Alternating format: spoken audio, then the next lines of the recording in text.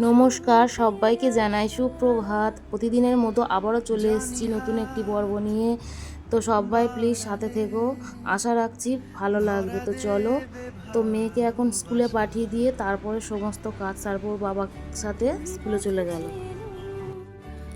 তো রাস্তার গায়ে কিছু গাছ আছে, তো এই সময় গাছে খুব সুন্দর ফুল ফোটে।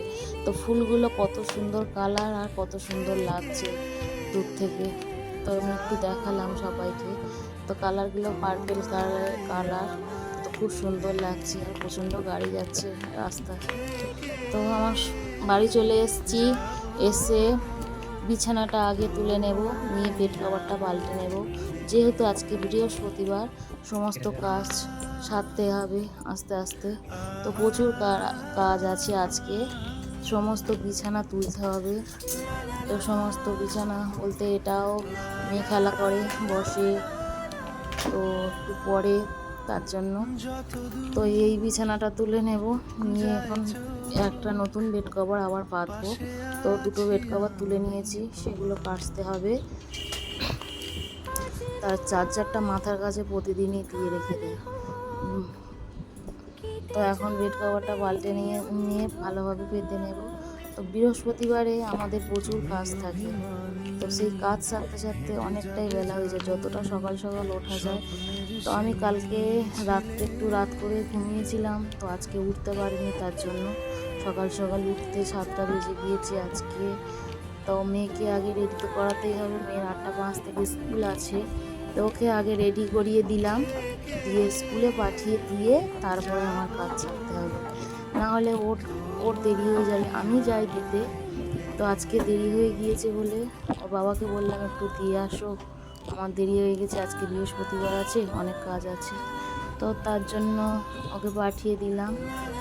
তো আর রাতে হালকা হালকা ভোরের দিকে ঠান্ডা লাগে, তার জন্য কাঁথাটা রেখেছি। তো কাঁথাটা গুছিয়ে এখন রেখে দিলাম। তো এদিকের কাজ আমার সারা হয়ে গিয়েছে। তো এখন ঘরদোর ঝাঁটিয়ে নিয়ে এখন উঠানটা ঝাঁট দিয়ে নিচ্ছি।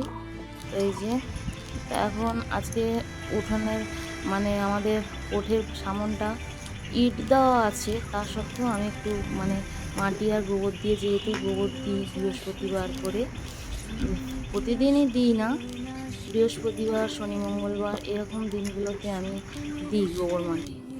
তো দিয়ে এখন উনুন পাড়ে চলে এসেছি। উনুনটাকে ভালো করে মাটি দিয়ে গোবর দিয়ে লেপে নেব।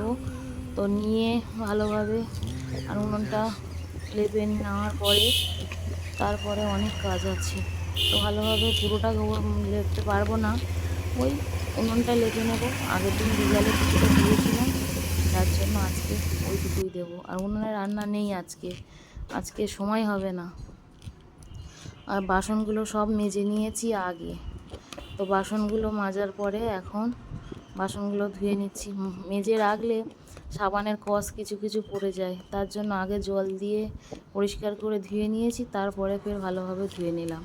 তো এখন জামা কাপড় কাচা হয়ে গিয়েছে, এখন সেই জামা কাপড়গুলো ধোয়ার পালা। তো একটু কমফর্ট দিয়ে দিলাম, যেহেতু এখন গরমের সময় প্রচণ্ড ঘাম হয় সবাইয়ের গায়ে, তার জন্য জামা কাপড়গুলো একটু ছাতনায় মানে গরমের ঘামে একটু ছাতনা ছাতনা টাইপের পড়ে যায়, তার জন্য। তো আমার ওদিকে জামা কাপড় ছাদে মেলার জন্য ধুয়ে রেডি করে রেখে এসেছি। আর এখন একটু ঘর সাজানোর জন্য বাড়িটা পরিষ্কার করে নিলাম। আগের দিন দেওয়া ছিল বৃহস্পতিবার, তো প্রতি বৃহস্পতিবার দিই আমি এইভাবে ঘরে রেখে দিই। তো এই ফুলগুলো, ওই যে গাছের ফুলগুলো দেখালাম, ওই ফুলগুলো পেরে নিয়ে এসেছি। তো নিয়ে এখন বাটিতে একটা গাঁদা ফুল দিয়ে সুন্দর করে সাজিয়ে দিলাম। এতে আমাদের ঘরের সৌন্দর্যও বাড়ে, আর কিছু কিছু অনেক কিছুই কাজে লাগে। তো এই সুন্দর করে সাজিয়ে রেখে দিলাম ঘরের মধ্যে। তো এখন ছাদে এসেছি জামা কাপড়গুলো মেলবো বলে, এত রোদ, পা দেওয়া যাচ্ছে না ছাদে। আর এই যে কলার কাঁদি কাটা দেখালাম, ওই পিছনের গাছে থোঁড় কিছুটা ছাড়িয়ে এনেছে, আর এখনও কিছুটা আছে ওখানে। তো এখন এই যে জামা কাপড়গুলো মেলতে দিচ্ছি। তো এত রোদ, আমি পা দিতে পারছি না ছাদে, তো জামা কাপড়গুলো মেলা হয়ে গেছে, স্নান সারা হয়ে গিয়েছে, আমি রেডি হয়ে ঠাকুর ঘরে চলে এসেছি। ঠাকুর ঘরটা সেরে পরিষ্কার করে তো রেখেছি। তো এখন একটু ঠাকুরের সেবা দিয়ে নিয়েছি, ফুল টুল দিয়ে নিয়েছি। এখন প্রদীপ জ্বাললাম, প্রদীপে একটু কর্পূর দিলাম। তো এটা আমাদের প্রতিদিনের নিয়ম। কিছু কিছু নেগেটিভ জিনিস থাকে আমাদের বাড়িতে, সেগুলো দূর হয়। তার জন্য আমরা ওই প্রদীপে প্রতিদিনই দিই কর্পূর, আর ধুনাতেও কর্পূর দিই। তো একটু আলতা পরলাম, আজকে বৃহস্পতিবার, আমি একটু আলতা পরলাম। তো আলতাটা পরে নেব ভালোভাবে।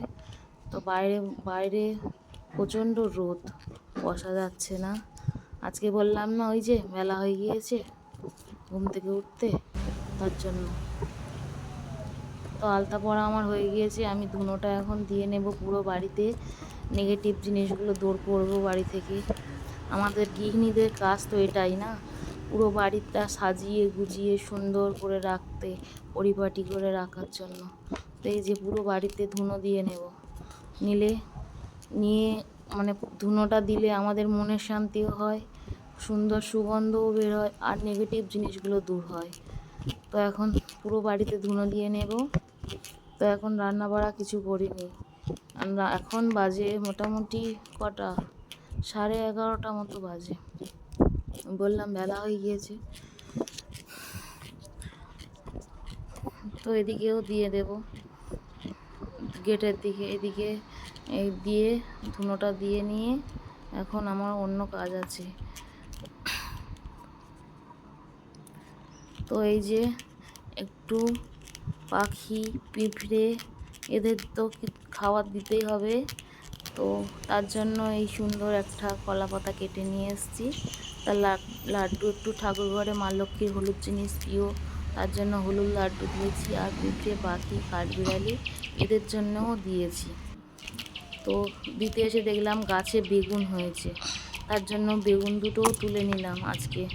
কালকে আমাদের এখানে পূজা আছে ধর্মজাতের, তো আজকে এমনি আমরা সিদ্ধ খাবো, আমি ওদের তরকারি করে দেবো। তো আমি বেগুন দুটো তুলে নিলাম, আর বেগুন দুটো আমার এমনি বেগুন প্রিয়, বেগুন তুলে নিলাম। তো নিয়ে এখন উনানে ভাতটা বসিয়ে দেবো, উনানটা জেলে নিয়েছি। আর ওই যে বেগুন দুটো পরিষ্কার করে ধুয়ে নিয়েছি, নিয়ে বসিয়ে দিলাম আলু আর বেগুন সিদ্ধ ভাত। আর এই যে কিছুক্ষণ পরে এসে দেখলাম যে লাড্ডু কিছু পাখিতে খেয়েছে, কিছু পিঁপড়ে খেয়েছে। তো আমার রান্না কমপ্লিট হয়ে গেছে, করলা ভাতে, বেগুন ভাতে, আর এই যে ওদের জন্য সোয়াবিনের তরকারি, আর হচ্ছে ঢেঁড়স ভাজার এই চাটনি, পাঁপড়। এই ছিল আজকের দুপুরের খাওয়া দাওয়া। তো একটু রিলস বানাচ্ছিলাম, সেটাও দেখালাম তোমাদেরকে। তো ভিডিওটি আজকে এই পর্যন্তই, আবার দেখা হচ্ছে পরের ভিডিওতে। ততক্ষণের জন্য সবাই ভালো থাকবে, সুস্থ থাকবে, টাটা।